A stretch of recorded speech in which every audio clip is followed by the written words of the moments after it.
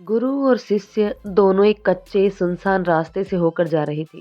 रास्ता शांत था और चारों ओर हरियाली फैली हुई थी। चलते चलते रास्ते के बीच में एक छोटा सा पौधा उगा हुआ दिखाई दिया। गुरु ने शिष्य से कहा, इसे उखाड़ दो। शिष्य ने बिना किसी कठिनाई के पौधे को हाथ से पकड़कर उखाड़ दिया।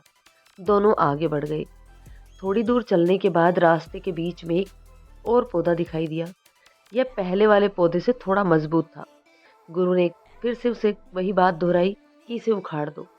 इस बार शिष्य को थोड़ी मेहनत करनी पड़ी। उसने पूरी ताकत लगाई। कुछ प्रयास के बाद पौधे को उखाड़ दिया।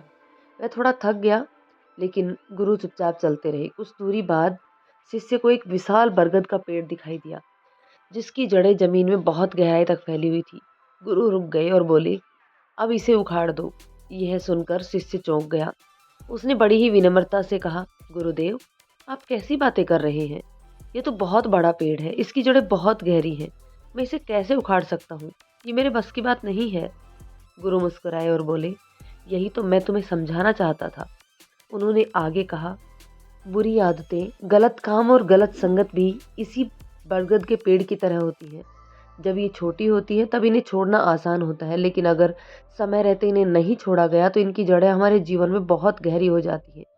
गुरु ने गंभीर स्वर में कहा, जब जड़ें गहरी हो जाती हैं तब उनसे छुटकारा पाना लगभग नामुमकिन हो जाता है। इसलिए जीवन में सही समय पर गलत चीज़ों से दूरी बना लेना ही समझदारी है, क्योंकि हर चीज़ की तरह वापसी की भी एक सीमा होती है। शिष्य गुरु की बात समझ चुका था। उस दिन उसे जीवन का एक ऐसा सबक मिला जिसे वह कभी भूल नहीं सका।